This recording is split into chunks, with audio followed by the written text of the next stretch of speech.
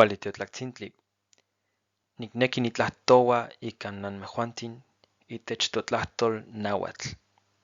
Hola, ¿qué tal a todas y a todos? Hoy me gustaría hablar con ustedes de la lengua náhuatl y escogí el título de Una mirada a los colores de las lenguas mexicanas, ya que considero que cuando aprendes una lengua indígena es como aprender a ver el país a color, a disfrutarlo a colores. Nehuatl nechnonotzan os, Juan itemachtia totlahtol, Juan nehuatlowihki tlacuilupan choloran. Hola, ¿qué tal? A mí me llaman Os y soy maestro del idioma náhuatl en Saloa Languages en Cholula y pues también soy pintor. A lo largo de la presentación van a poder ver que incluyo una serie de pinturas en las cuales pinté códices dentro de la pupila.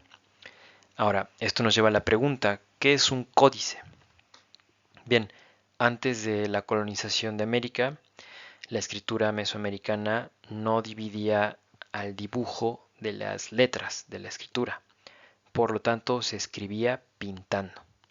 Esto es lo que vamos a ver a continuación también con algunos ejemplos. Aquí vemos una de las actividades que más me gusta ponerle a mis alumnos y es que cada quien pinte un códice de su preferencia. Tenemos 4 códices, 2 son el mismo, son agua, atl. Obsérvese, aquí está escrito atl, atl. Esta manera de representar el agua es una de tantas. Los códices se pueden representar de distintas maneras, guardando siempre unos ciertos elementos, claro, como si fuera la raíz de la palabra, pero puede presentarse en distintas formas. De este lado tenemos tecpatl, al cuchillo. Más arriba tenemos a la serpiente, Coatl, y en medio a la deidad Xochiquetzali. Espero que puedan recordar bien ahorita el códice de agua, Atl, porque más adelante vamos a verla en otra representación, en otro códice. Ahora, para darle un contexto lingüístico al náhuatl, me gustaría ver brevemente las distintas familias lingüísticas que hay en México. Entonces, una de las más extensas es la maya. Cuenta con 20 idiomas, de los cuales derivan un sinfín de dialectos. Y dentro de estos idiomas tenemos al acateco y al aguacateco. Entonces, pues no sé si ya han escuchado hablar de estas lenguas. Y bueno, como bien saben, pues el maya está extendido hacia el sureste de México y Centroamérica. La siguiente familia que tenemos es la otomangue y es una familia más del centro de México. Cuenta con 18 idiomas, también es una de las familias más extensas, dentro de las cuales está el popoloca, pame y ñañú. El ñañú, o también conocido como otomí, está extendido en el territorio que les señalo en el centro de México y los distintos colores son para las distintas variantes de ñañú. Evidentemente reciben influencia de las lenguas vecinas y pues eso causa las variabilidades, ¿no? Hay casos muy peculiares como el del mazateco, que existe el idioma hablado completo y el idioma silbado completo también. Entonces se puede hablar y se puede expresar ideas abstractas complejas solo silbando. Una de las curiosidades que tienen estos idiomas. Ahora bien, tenemos a la familia Mije-Zoque con 7 idiomas, dentro de los cuales está Ayapaneco y Mije, por supuesto. Y hay familias que pues son básicamente ellas mismas el idioma, nada más, como Kikapó, como la Álgica, Chontal de Oaxaca y Seri en el norte. Dicho sea de paso, son completamente distintas entre sí. Tenemos ahora la familia Cochimillumana, que cuenta con 5 idiomas, Totonaco-Tepehua, que cuenta con estos dos, Totonaco y Tepehua, y la familia Tarasca y Guave. Finalmente llegamos a la Yuto-Nahua o Uto-Azteca. Esta familia obviamente incluye al náhuatl, pero también hay idiomas como el cora, guarijillo, papago, yaqui, tarahumara, mayo, huichol, etc. En total tenemos 68 idiomas indígenas que cuentan con más de 360 dialectos. O sea, imagínense esa diversidad lingüística, cultural que existe. Por esto México pues es uno de los países megadiversos en idiomas lingüísticamente. Y pues es anotar. Ahora vamos a ahondar en las distintas variantes que existen dentro del náhuatl. Al final del día, pues existen más de 60 variantes del náhuatl. Para que se entienda esto, pongámoslo así. Tenemos en Europa el latín y sus derivados de lenguas romances, italiano, francés, español, portugués, etc. Bueno, y el equivalente al latín, entonces tendrías al náhuatl clásico y sus variantes, el mexicanero, el náhuatl de Oaxaca, el de Cholula, el de Huejotzinco, el de Tlaxcala, son tan distintos entre sí como el francés y el portugués, como el español y el italiano. A ese nivel. Y bueno, en este mapa tenemos la zona pintada de verde, es donde más abunda el náhuatl como lengua materna. Ahora, bueno, pues ya en todo el país se tiene en distintos lugares donde se habla náhuatl, e incluso en Estados Unidos por la migración. Entonces, pues se da el caso muchas veces que hay gente que habla perfectamente náhuatl, perfectamente inglés, pero no habla español. Este tipo de casos curiosos. También mucho se da con el mixteco de Oaxaca. Te hablan mixteco, te hablan en inglés, pero no te hablan en español. Nunca lo aprendieron. Migraron de su comunidad de origen hasta Estados Unidos. Yo tuve la situación de trabajar un momento en gobierno, auxiliando a mexicanos en el extranjero, y pues me tocó ver cuestiones en las que las personas tenían problemas en la frontera y no hablaban español, solo hablaban náhuatl. Entonces me tocaba ser traductor y mismo estuvimos viendo un caso de una persona que hablaba mexicanero, esto pues ya por parte con Saloa mediante una compañía de traducción, pero era tan distinto el mexicanero con el náhuatl de Cholula que no se pudo. Era completamente ya prácticamente otro idioma. En fin, pues se dan ese tipo de fenómenos. Y también tenemos el curioso caso en Centroamérica del pipil, que es también familia nahua en El Salvador.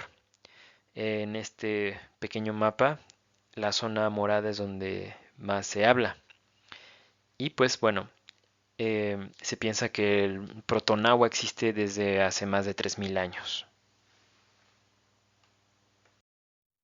Aquí les presento un mapa de México con la ruta final que siguieron las culturas nahuas hacia el Valle de México, hacia el centro, a donde se establecieron y donde fueron conocidísimos por su ciudad Tenochtitlán, por el encuentro con los españoles y etcétera. Como pueden ver, la mítica población de Aztlán, pues aún existe mucho debate si está hacia Chihuahua, si está hacia Sinaloa, si está más hacia allá de la frontera de México, etcétera. Entonces, aquí tomamos como uno de los puntos de partida la laguna de San Pedro en Sinaloa. Y bueno, es el primer círculo amarillo que pueden observar hasta arriba. Bueno, del lado más arriba hacia la izquierda. Y a partir de ahí, comenzando en esta zona lacustre, siguieron su peregrinaje, encontrando varias zonas lacustres en su camino, continuando todo hacia el sur, atravesando esta parte, llegando hacia Michoacán. Michoacán obtiene su nombre, Michoacán es este estado o provincia que tenemos aquí, todo hasta acá, que obtiene su nombre del náhuatl Michihuacán. Michin es pez. Los nahuas le llamaron a este lugar así, Michihuacán, por la abundancia de los peces en la laguna que encontraron. Bueno, en realidad se establecieron en la zona purépecha. Es una zona de la cultura purépecha muy distinta también. Se convivió en paz hasta donde tienen registro en el lago de Pátzcuaro. Siendo una cultura pues acuática, buscando lagunas, etcétera, continuaron su peregrinaje hasta establecerse en el lago del Valle Central, el Anáhuac. Ahí, sobre el lago, establecieron su capital, Tenochtitlán, con una ingeniería hidráulica pues realmente increíble, ¿no? Con las chinampas sembrando sobre el agua, con puentes y todo, acuíferos. Volvieron una parte del río que era salado, lo volvieron dulce, lo desalinizaron sin afectar el ecosistema. Y bueno, en fin, su ingeniería pues también deja muchísimo a pensar. Bueno, brevemente, el mismo nombre de náhuatl viene de atl, agua, y náhuac, en cercanía de. Entonces el náhuatl es la lengua de quienes están en cercanía del agua. Ujú. Y nótese que en su peregrinar pasaron por bastantes lagunas. El nombre mismo de México deriva de Mexicco. Y de ahí tenemos pues dos acepciones. Eh, una es Metl, maguey, Xij de Xijhuitl, de hierba, y Co, lugar. El lugar donde crece la hierba del maguey, que pues sí, el maguey está en todo México. Y tenemos la otra acepción, Mestli, que es de luna, Chistli, que es el ombligo, y Co, lugar. Entonces también se le conoce esa definición a México, el lugar del ombligo de la luna. Bueno, no me sorprendería tampoco porque pues lo calendárico, la temporalidad se medía también en función de los ciclos de la luna. Importante saber. Aquí me gustaría señalarles distintos elementos. Este trozo de muro del Códice Laúd nos representa a la deidad de la lluvia, Tlaloc. Ahora, ¿qué me refiero con deidad? Eh, el caso del panteón mexica, de dioses mexicas, no es que sean unos seres superpoderosos antropomorfos que te vigilan desde las nubes y te portas bien o mal, y si te portas bien te dan lluvia y si no, no. Ese no era el caso para nada. Eh, Dios de la lluvia es la lluvia misma. Dios del sol es el sol. No hay separación ahí. Entonces, esta es una representación del agua. Tlaloc como deidad del agua. Y dentro de este códice hay tanta información, en este pedacito de códice, imagínense, hay tanta información como la hay en 70 páginas de un libro, digamos. ¿Cómo puede ser esto? Cada color, cada símbolo, cada piececita, y dependiendo de su posición, tiene un significado distinto. Entonces, vamos a ver aquí lo que les había dicho del códice del agua. Se los voy a señalar con una flechita. Ahí en este círculo verde podemos ver al agua, Atl. Aquí más precisamente. Atl. Mantiene un poco la forma Atl, pero ya cambió. Ya no tiene su ojito, ya es de otro color. Los colores significan entonces. Tenemos aquí otro símbolo, Tochtli, el conejo. Ahora, Tochtli también lo tenemos aquí, pero no es lo mismo, no significan lo mismo a pesar de ser también Tochtli, el conejo. Y tenemos más abajo al cocodrilo, Zipactli. Y tenemos a la lagartija, Quetzalin. Quetzalin aquí está en su símbolo calendárico, así aparece en calendario. Incluso aparece solo su cabeza en calendario. Y podemos ver más hacia la izquierda que otra vez está, pero de otra manera, otra representación, muy distinta. Esta era la manera de escribir. Esta era la manera de describir un fenómeno natural. Los mapas, la toponimia, las ideas abstractas, todo era mediante este tipo de escritura, la escritura pintando. Y a quienes escribían, pintaban, se les llamaba tlacuilo. Tlacuilo en singular, tlacuilome en plural. Bien, y como pueden observar también, en la esquina superior derecha está otra de mis pinturas y en el ojo también hay un códice. Claro, pues no se va a alcanzar a apreciar muy bien porque pues está reducida la imagen. Pero la intención es aprovechar el talento de poder pintar, la habilidad de poder pintar, para rescatar también de alguna manera la escritura códice. Y es también la intención de en las clases enseñar a los alumnos a pintar códices. Ahora bien, ¿qué sucede cuando el náhuatl ya no se puede escribir como antes? Ya no utiliza códice, ya lo pierde. Bueno, el primer abecedario en adaptarlo es el hispano.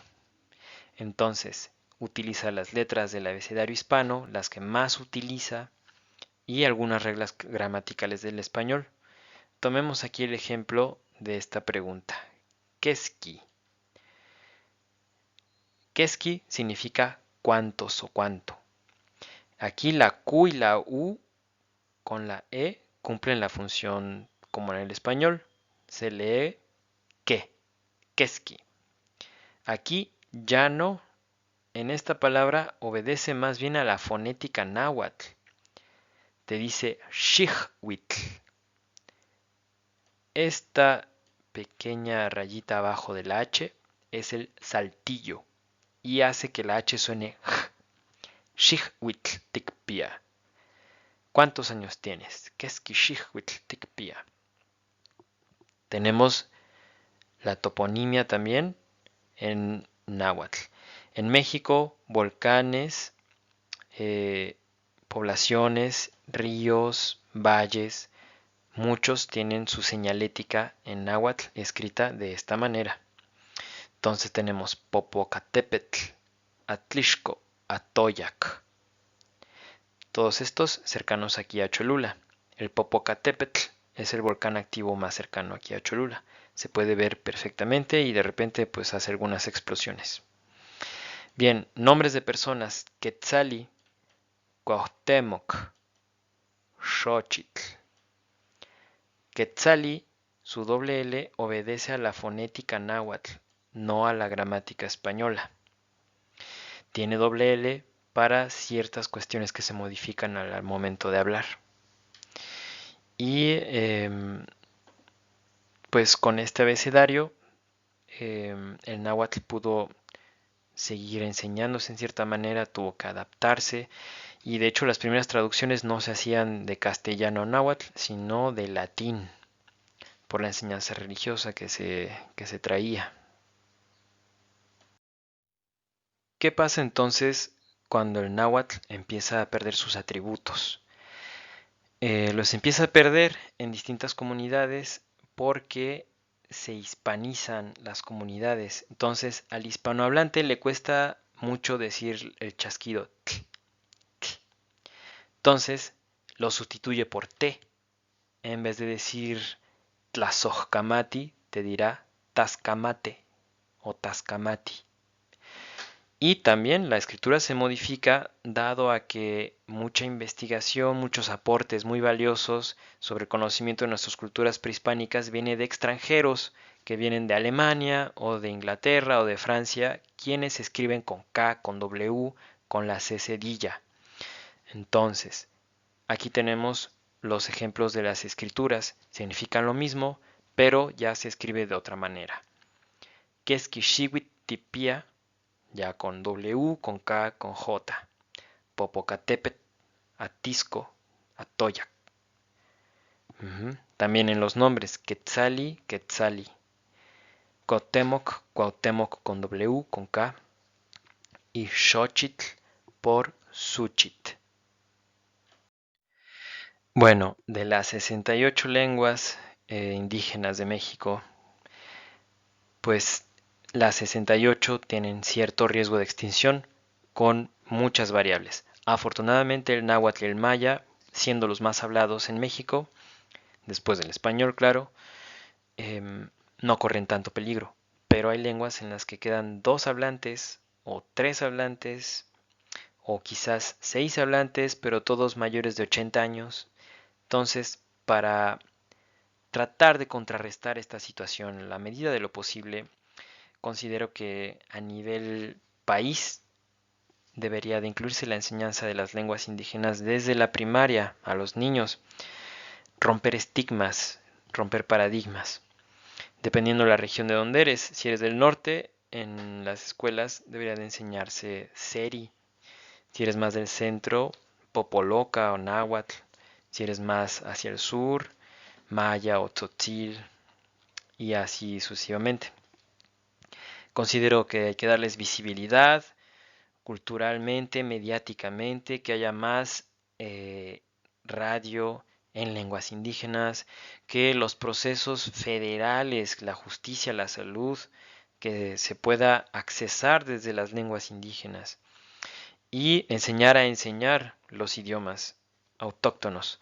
¿Por qué digo enseñar a enseñar? Porque muchas veces hay comunidades en las que te hablan náhuatl, todas las edades, desde el abuelito hasta el bisnieto, pero